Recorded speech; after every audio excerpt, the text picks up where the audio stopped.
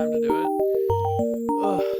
I need to preface this for the audience at large, in which really the goal of our conversation today is I want to talk about roguelikes and roguelites and rogue, the sort of base of this.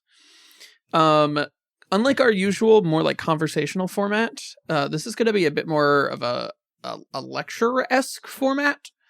I have slides prepared, and we'll have a little discussion-y stuff towards the end.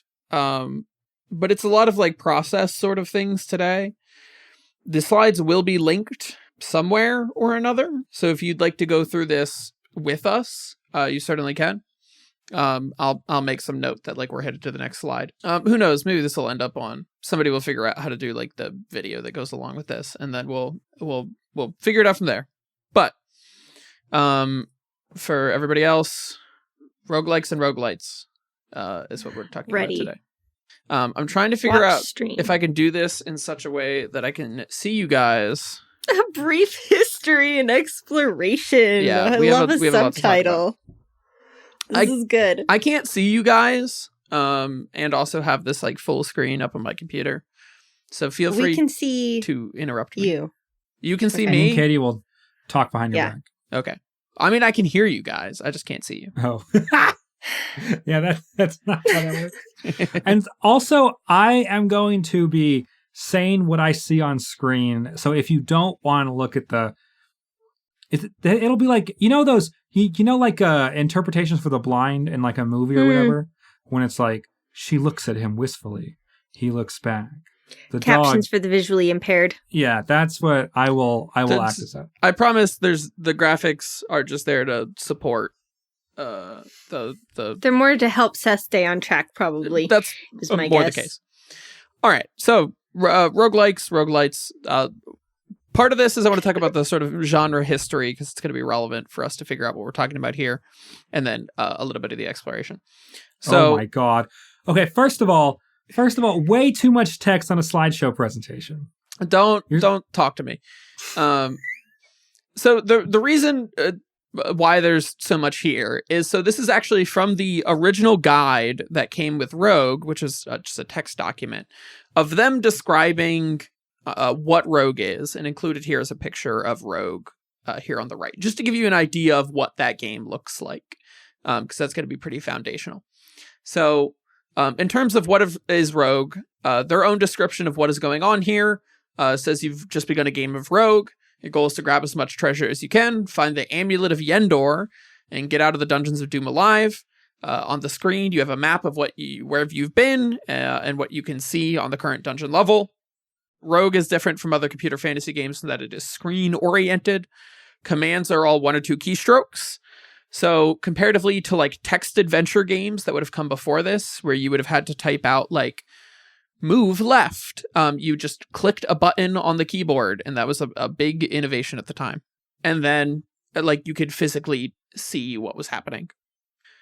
The other thing is that it is not a puzzle game, as would be like a standard game at the time, is that it generates a new dungeon every time you play it. And quote, even the author finds it an entertaining and exciting game. I wanted to bring this up so just so that we can visually see, we're going to develop some criteria down the line in order to determine what makes a roguelite or roguelike. And this is just the rogue aspect of that. Any questions? Nope.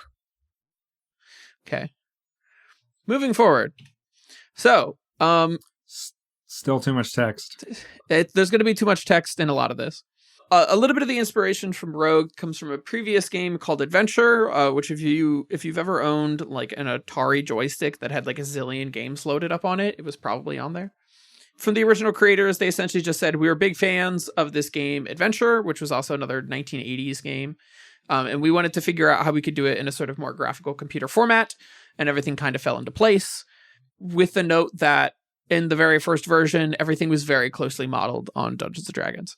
Which, if we go back to Rogue, is still a persistent idea. You can see across the bottom of the screen, like your character has a level, it has experience, it has stats. Strength is the one that's displayed there. It has armor, it has HP. Essentially, the developers at the time of Rogue were taking their experience with 2nd edition D&D and they were turning that into the inspiration for their games. So think about like how modern Baldur's Gate 3 is directly inspired by Dungeons & Dragons 5th edition. The original Rogue was inspired by Dungeons & Dragons 2nd edition. Cool. Next point. This is just to give us an idea of... So this is a famous Dungeons & Dragons adventure from the mid-'80s. This is Mordenkainen's Fantastic Adventure. And this is an example of the kind of dungeons that they would have been exploring at the time. So just to give us an example of like the kind of things that they were trying to replicate. You can see here they've got lots of like small rooms, lots of hallways between these rooms, but also some more of these like variable areas. Not everything falls perfectly on the grid, but the grid is a primary aspect of like understanding this system that's here. Bringing us to, so what defines a roguelike? Because the onus for this is that Katie seems to think that Peak is a roguelike. It is! And so we need to prove her wrong, and we need to figure out how to do that. So a bunch of nerds got together, actually back in 2008, at what is the International Roguelike Development Conference, which actually continued through like 2017. They were continuing to hold this conference. For whatever reason, it seems like they stopped. And that's a good number of years pre-COVID, so I'm not 100% sure what that is. This is a set of criteria that these people got together and they said that we think this is what makes for like a traditional roguelike. My sort of note here is that this is clearly designed to be some sort of sliding scale. It doesn't really need to meet all the criteria. And I would also like to note that one of the original developers of this interpretation has made further posts as recently as like 2022, and that their website is linked down there at the bottom, where they sort of redefine some of these characteristics for what makes a traditional roguelite, or roguelike, I'm sorry. And that's going to be sort of definitionally important for moving forward here. But any questions on any of this stuff so far? No, but oh my gosh, what a nerd convention that would have been. Yeah. Also, if you Google, is Peak a roguelite, Google says yes. Okay, well, we're going to develop some of our own criteria and sort of get that figured out here in a second. I can see you guys. You're doing great. So thank you. I tabbed over to Discord so that I could actually see you guys and say hi. Hi. Hi, you're doing great. We're here for it. I am getting flashbacks to COVID and teaching online. Oh, I'm sorry. It was a great time. All right. So this is also going to be a lot more text on a screen. I apologize, Dempsey. This is good. To briefly go over all of these. I don't have time to break down each of these and individually interpret them. But what I want to set up is a sort of Bloom taxonomy evaluative analysis. So these are going to be the criteria that we are going to use to determine if a game is roguelike or roguelite. And we're going to be evaluating the games against these. So some of the definitional things here are important. They split these up into high value factors and low value factors, just in terms of things that they, back in 2008, thought were critical for a game to be a roguelike. And then a sort of subset of things that they said these are probably less important. And we'll sort of see a similar pattern here in determining some games that are definitely roguelikes and some games that aren't. So probably one of the most important things they put at the very top is a random environment generation. Everything is completely randomly generated. Appearance, monsters, the content of the dungeon. If you have fixed content, it removes some of the randomness out of that. Rogue as a game was traditionally entirely random. There was no, I believe, like fixed structures or anything in the game, which is not true of later interpretations. Permadeath is that your character is expected to die, and when you die, there is no meta progression or there's no progression at all. You die and you restart again from the very start. The goal of that is that it should be enjoyable. It should not be punishing. It should give you an opportunity to sort of re-explore. It shouldn't just be like, screw you, you're back at the start. It is notably turn-based. Again, remember, we're sort of on a traditional D&D inspiration. So it is turn-based. It is grid-based. So there's quite literally a grid that you move on. It is non-modal. And what they mean by this is that all of the things that you can do are always available to you. I'm trying to think of a good example of what this isn't. So like in Hades, you have like the part where you play the game, and then you have the part where you're like back at home, where you are not fighting the enemies. That would be an example of this. That's what they mean by modal. They mean there's different sort of modes to the game. In traditionally a game like Rogue, you start up the game and like you're in the dungeon. There's not even like a menu or anything. We're going to be a little loose on that interpretation as we move forward. But they also modeled complexity, that there's just a lot of different ways to achieve things. If you've played The Binding of Isaac, there's a bazillion different items. You're not always like fighting enemies in exactly the same way. And that's kind of the goal there. Or like Slay the Spire, you always have different cards. The deck shuffles, therefore it introduces some randomness. There has to be some element of resource management. There has to be some element of hack and slash. All of Roguelite should at the end of the day be like a monster fighting game.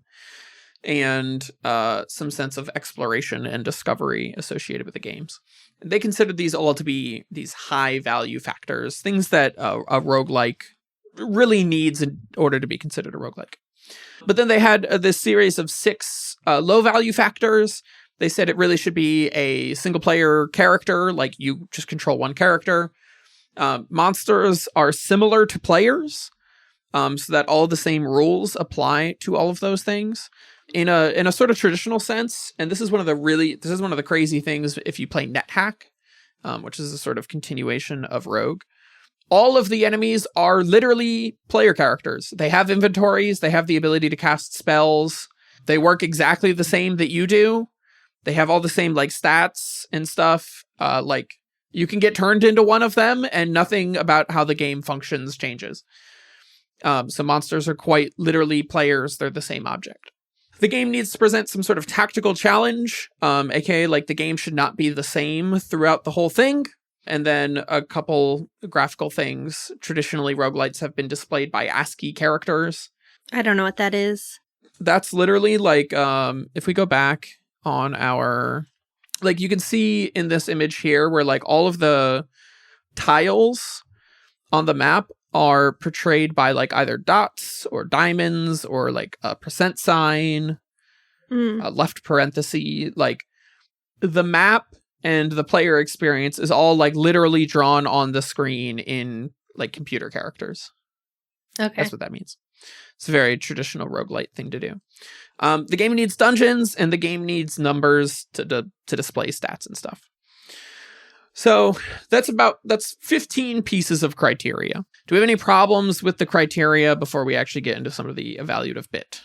Well, my only thing is, if you go back to the high value thing. Yeah. Okay. High value, exploration and discovery. Okay. And then go back one more. Random environment generation and permadeath and non-modal. That's all peak and complexity. All right. I'm glad you asked. So if we continue forward. So this is when we get to the evaluative spreadsheet portion of what we're looking at. So what I've done is I've put all of these criteria into a spreadsheet. And then mostly based on my own judgment here, I've totaled how many of the criteria that different games meet. So for a couple of games that have been in the presentation so far, we've talked about Rogue. I've made brief mention of NetHack, which is cheating a little bit. NetHack is, let's call it a spiritual successor to Rogue, if not like quite literally an actual successor. And then ADOM, which is a game that would come out later down the line, but is also considered a sort of foundational traditional roguelike. So if we look at Rogue, we look at NetHack, we look at ADOM. These are all considered traditional roguelikes. It's not a genre that I'm super familiar with, but all of those games meet all of these criteria. So 15 out of 15 points for all of these games. I don't like this. I think it should be like out of 30, and then the high factors are worth. It would be like out of. Yeah, out of 25. I get where you're coming from. I was thinking the same thing when I put it together. There's like the scope of podcast, and then there's like 50-page research paper, and I don't have the time of my life to do that. But I agree. There should be different points for low and high value factors. Okay, so as part of this, I also want to take a look at some games that we know are obviously not roguelikes. Okay. Super Mario. This is important because in the process of developing evaluative criteria, we're establishing the fact that like our games that we know are traditional roguelikes do meet our criteria, and games that are not, that we can agree are not roguelikes, definitely do not meet our criteria. So the game there, I have 5 games up here, and I just sort of picked 5. One of which is Adventure, which is one of those games that featured earlier in the presentation. Only meets 4 of the 15 criteria. It's got permadeath, it's non-modal, it's got exploration discovery, it's got a single player character. But as far as the rest of those, it doesn't meet it. And then I wanted to pick a couple other games that I think most people are familiar with. Super Mario Bros. Has some complexity to it, has some exploration and discovery, has a single player character, has some tactical challenge, but, you know, doesn't meet a lot of the other criteria, 4 out of 5. Wanted to look at Legend of Zelda, which is an adventure game, right? Which is sort of in, I would say, a super genre for roguelikes, but it still only really meets like 6 out of the 15 criteria. It's got resource management. It's a hack and slash game. It's got evaluation, exploration, discovery. It's got a single player character. It's got tactical challenge. It has dungeons, but we're still pretty low. Taking a look at Minecraft, which I thought would be a sort of interesting game to think about here. Minecraft has random environment generation. You could play it hardcore, but we'll say no permadeath. It's non-modal. There's a lot of different, most of Minecraft takes place within the game. I would also say this is, I'm excluding the idea of having a menu from non-modal. That to me doesn't feel like a part of the game, which I think is a fair assumption. So like all of Minecraft happens within the game. Minecraft has complexity. It has resource management. It has hack slash elements to it. It has exploration and discovery, but then doesn't meet like, technically Minecraft has like a single player character, but actually Minecraft is all server based. Like it's all weird. Then doesn't meet our other criteria. And then I threw in Wii Sports there because I thought it was funny to just talk about. And Wii Sports obviously doesn't meet any of these criteria. So all of this to say that I think our criteria work. And I think that's an important part to establish before we move forward. Any critiques of our criteria not matching these games? Nope, looks good. I thought Dempsey was going to complain about Minecraft or something, but... No, not Minecraft. No, he was going to complain about something else. Don't worry. Would you like to go? No, just go. Okay, he's like, keep going. All right. So then we've talked about roguelikes. So I want to talk about roguelites for a second, which actually I discovered is a fairly new idea. And we'll talk about new in a second. But FTL is a very popular sort of game that's in the roguelite genre. They describe themselves as, in their FAQ, a spaceship simulation roguelike. So they are like a roguelike. They also go on to describe themselves as, using the term roguelike loosely, it's mostly as a representation of the theme of permadeath. It has random worlds. It has short play sessions. It has a single player focus. So, and FTL released in 2012. So there's already sort of this like genre presence coming about, especially in the early 2010s. We see the development of like Spelunky and FTL, and a lot of these other games, which we would start to consider these like traditional roguelites. Around these loose ideas of like, there's a space for games that are like roguelikes, but they're not totally there, and they're not totally playing with some of the traditional roguelikes. This was a fairly interesting data trend I saw, because I was curious about the Google search trend specifically on roguelite. It really actually wasn't until like 2017, this is January 1st, 2017 here. Oh, wow. That the term roguelite was even being searched for. It really wasn't a thing that people were saying, which is something that I actually wasn't aware of. I thought it was a more commonly used term. You would see a lot more of like FTL referring to themselves as a roguelike, or these games would just refer to themselves as roguelikes. They often self-identified as that. And the community really identified as that.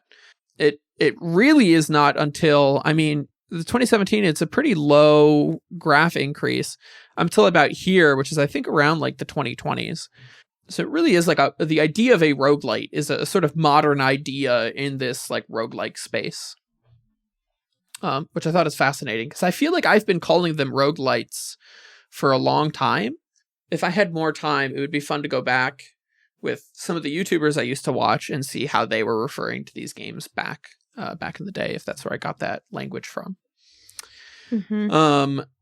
But continuing through, so the set of roguelite games I want to look at is actually based on a speed run that people were doing back in 2020 called the Roguelike Pentathlon, or Pentathlon. I don't know how to say that word. Pentathlon? Pentathlon? Pentathlon. Pentathlon. This was essentially a competition to beat 5 roguelike games back to back to back to back to back. It was Spelunky HD, Crypt of the Necrodancer, Enter the Gungeon, Nuclear Throne, and The Binding of Isaac Afterbirth Plus, which is a list that influenced what I bought Brett for Christmas this year. I wanted to pick these games because I think that they help to identify some commonalities. Clearly, this was like a community decision to lump these games together. And it's sort of the greater roguelike community is identifying that there is something about these games that is worth meshing. So if we take these 5 games, I all have a lot of time in all of these games. I think I've beaten all of these games. Not Crypt of the Necrodancer because I suck at it, but I at least know what's going on in that game. Here's how these games compare against our criteria, which we'll note is a lot better than how our games that clearly were not roguelikes, how they compared against our criteria. So just to briefly talk about some of these, like Spelunky HD has random environment generation, has permadeath, is non-modal, has complexity, has resource management, is a hack and slash, has exploration discovery, is a single player character, has tactile challenge, has dungeons, has numbers. It's an 11 out of 15. And to not like, you can pull up the presentation if you want, if you're listening to this, and sort of look through all of these. But I rated Spelunky HD an 11 out of 15, Crypt of the Necrodancer a 10.5. We'll talk about that half point in a second. Enter the Gungeon a 9.5. Nuclear Throne 10.5. Binding of Isaac Afterbirth Plus 10.5. I gave him a half point on permadeath because traditionally the idea, I think we've reinterpreted permadeath in roguelike games to be the run. So like I start up a new run of Crypt of the Necrodancer. I start up a new run of The Binding of Isaac Afterbirth Plus, in which like it's one cycle through the dungeon. But that usually comes with some source of meta progression. So if we think of Hades, right? Hades, you like dive into the dungeon, which is really just like the different layers you have to go through. But it's not a pure permadeath experience because there's meta progression through like the mirror. Or through the tarot cards in the case of Hades 2. So this, I think, gives us a good range to think about what a roguelite is, because all of these games that we're considering to be roguelites are falling in this like 9.5 to 11 point range out of 15. Compared to our like perfectly scoring traditional roguelites, which were all like 15 out of 15s, this gives us a pretty good threshold to consider for evaluation in order to say, like, is this game a roguelike? Yes, if it meets like 10 points of criteria, 9.5 to 10 points of criteria. And there's things that could be argued for all of these. I think an interesting area for like further study into this is there's clearly some gaps that like all of these games are losing out points on. Like none of these games are turn-based. They're all sort of like active play games. Most of them are non-grid based. Crypt of the Necrodancer is essentially the only one there. But then none of them have monsters that are similar to player characters. None of them have ASCII display. I think part of that is just like style of game and how it's changed over time. I think monsters similar to players is probably a little too complex for most games to want to actually like dive into. You could argue in a certain sense that some games are like that, but turn-based, I think. Oh, sorry, go ahead. I was going to say there definitely are turn-based roguelites. You know, I would say like Slay the Spire is an obvious example of like a turn-based roguelite. But or like Cobalt Core. Yeah, a couple of core is another, I think, good example into that. Okay, I see some fundamental flaws in this. What would that be? So, first of all, I think that so you're saying that roguelikes are things that score above a 9. But you can take random environment generation and permadeath out and still score above a 9. Which, if something didn't have those two things, I would just not call them a roguelike. Like, if there was a game that didn't have random environment generation or permadeath, regardless of how many other things it had, I would not call it a roguelike. But under your system, that could be a possibility. Okay. Yeah, but I didn't invent the criteria. I agree with you in the sense that, like, if we were to refactor the high value, low value factors, we could probably identify, like, these are non-negotiables, and then these are the things that you probably need to have, and then these are the things you should have. But I didn't come up with the interpretation, so. Also, if none, like ASCII display, for example, or monsters are similar to player characters, I feel like if no modern games are meeting those criterias, like, it doesn't seem... Brings it down to 13 instead of 15. Yeah, like, you should just delete that whole row in general. If they're all doing this, it doesn't matter if something hits that or not, because nothing's hitting that. I would agree in the sense... So remember, this is not... The original criteria are not for evaluating roguelite games, because that's a fairly new idea. It's originally for identifying traditional roguelike games. The further area I would take this, if I had an infinite amount of time in my life, would be, to reevaluate, to develop a new set of criteria that might better fit the mold of what makes for a roguelite, so we could better identify games as roguelites. Again, really the criteria are for identifying traditional roguelikes. We're just molding our scale system here around that sort of premise. I agree on the fundamental basis that, like, none of these games, I would say, in the roguelite genre are ASCII display games. There are modern development traditional roguelikes, though, that are. I just don't have a lot of experience in that, like, specific genre, so I can't comment on it too much. A couple of those games are like for anybody listening, a couple of those games are like Caves of Cud, KUD, Cogmind. I think Streets of Rogue tries to go for more of a traditional roguelike sense. You can still play NetHack. It's being updated. There's a couple more games. I just can't think of them. It also seems like some of these criterias move you closer to being a roguelike, and some of them don't move you closer to being a roguelike. So, for example, single player character. So, like, if we plot, what's that FromSoft one that just came out? FromSoft's latest release? Night Rain. So Night Rain would obviously not be a single player character, so it wouldn't have that. But I would say that being a single player character does bring you closer to being a traditional roguelike.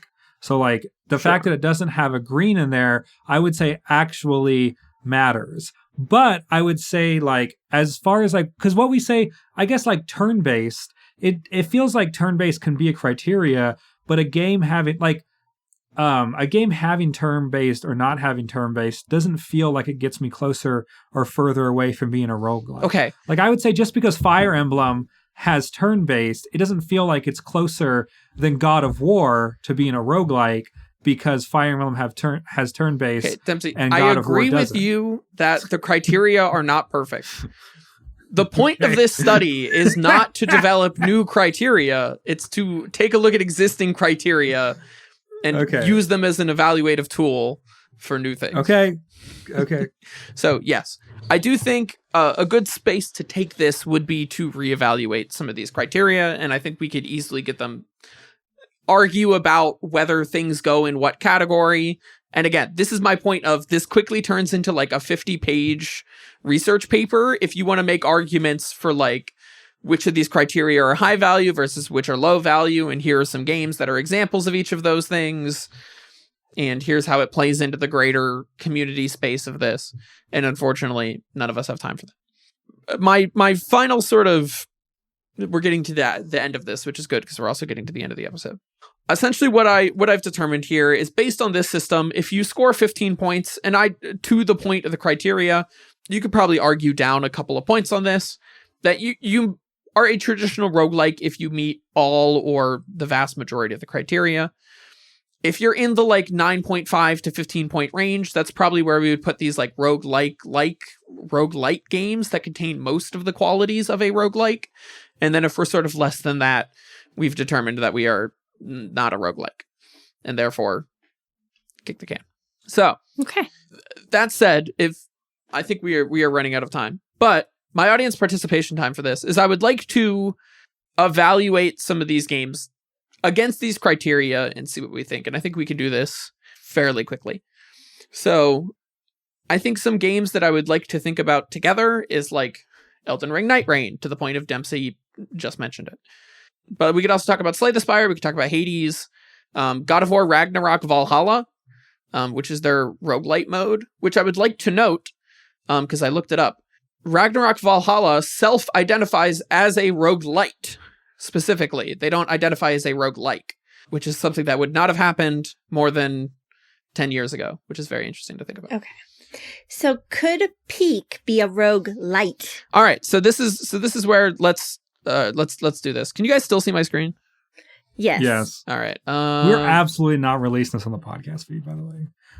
I'm gonna have to edit this into a video, and this is gonna be a YouTube, because if you're not looking at what we're looking at, I feel like it's really hard. I think this works as a video essay, though. Yeah, sure. It's great. All right. So here's our spreadsheet. Okay. What we're gonna do is we're gonna take all of these. All right. So let's think about Peak. So Peak has random environment generation. Yes or no? Yes. Okay. Does Peak have permadeath? Yes. Okay. Qualifying question for this. Does Peak truly have permadeath? As in, there is no meta progression between every time you start up the game? Yes. You don't carry anything over. You start completely from scratch every time. Correct. Okay. He thinks I'm lying, Dempsey. I'm just saying. Peak is not turn-based. No, I mean, not even Hades has that.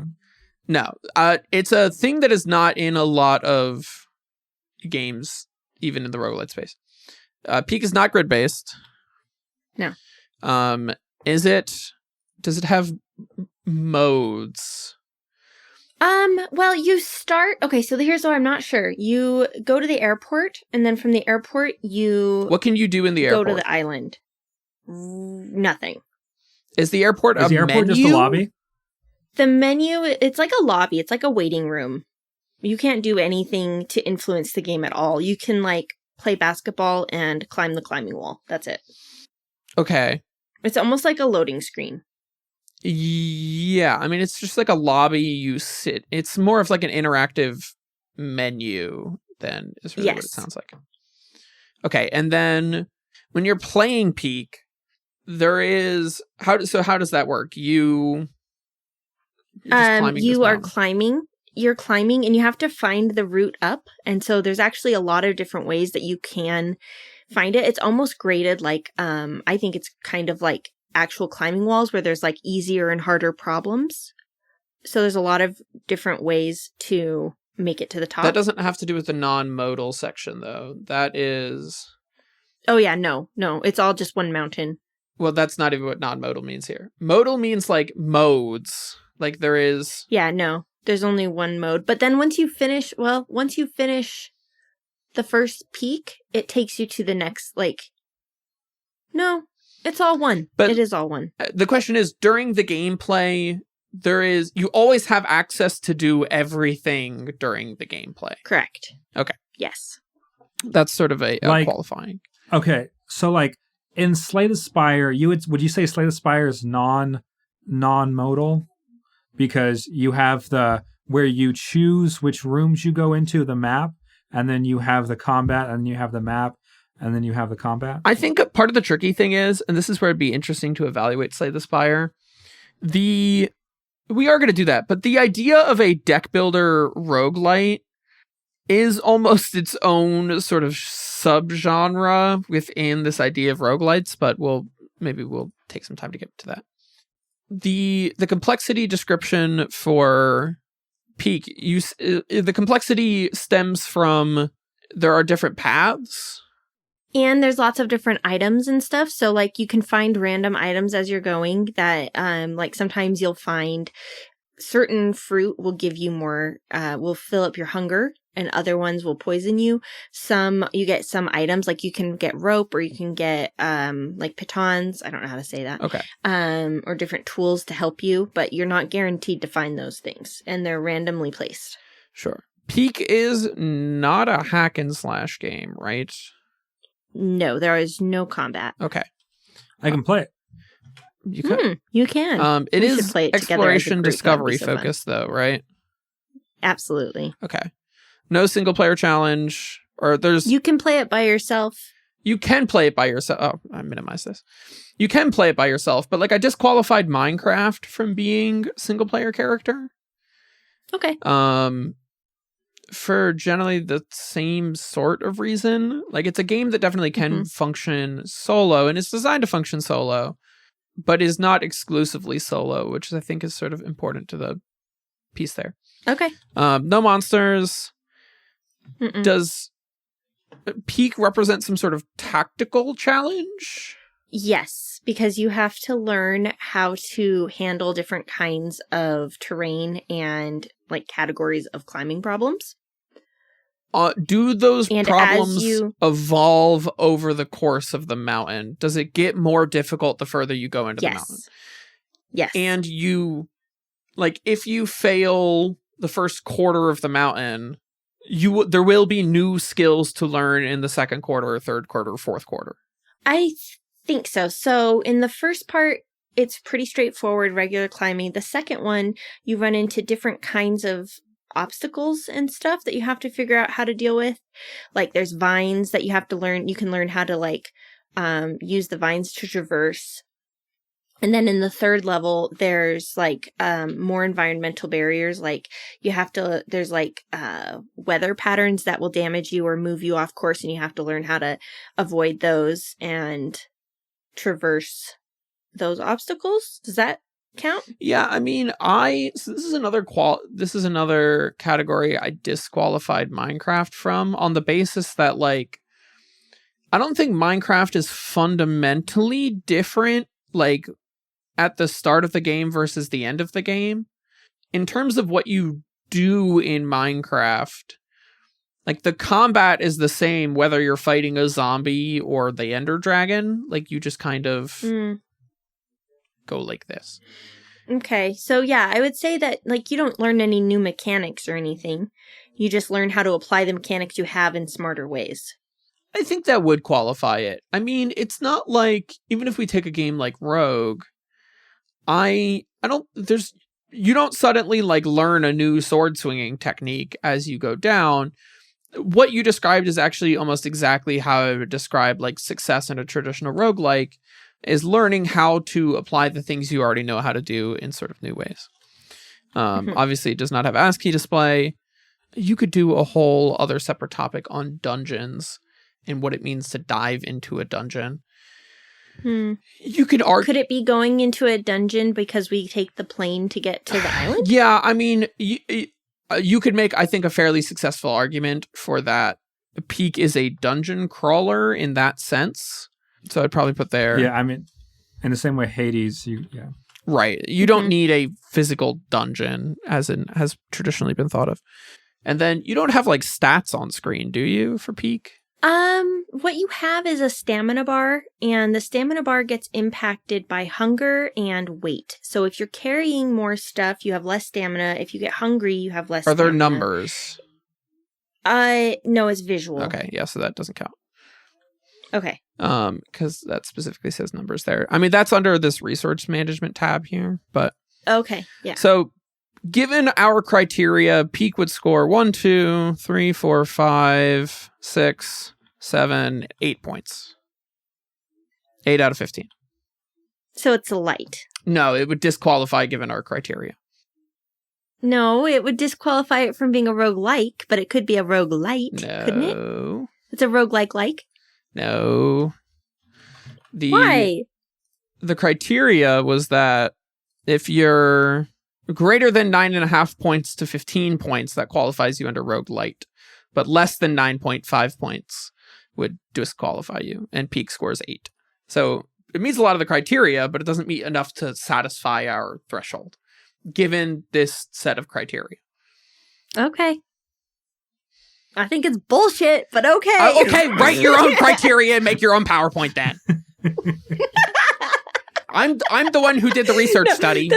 You did. You're very The foundation of science is arguing about criteria, okay? This is all scientists do all day long. The only thing I would argue with is the numbers. Cuz I don't think resources and because like I would say like if you have like strength or your stamina is affected by something, I don't think that's the same as like not having rope or like a healing item. Like I would say that like to note. Oh yeah, because you can get damaged as well. On the criteria though, resource management is having to manage limited resources, food, healing potions, and find uses for your resources. Whereas numbers is quite literally the numbers used to describe the character, hit points, attributes, etc., are deliberately shown. Fair. So we are definitely running on time for this. But the greater point of what I wanted to do today is argue with Katie about whether or not Peak is actually a roguelite. But I do think it's interesting, a couple of the sort of big ticket things that we've learned here. It was very new to me that like roguelite is a new term, and I think that's part of the confusion for like what is a roguelite. It's actually, I think just within the past couple weeks that Steam now has a tag for traditional roguelike, which is these games like Rogue and NetHack and ADOM. So there's definitely an appeal for those specific kinds of games.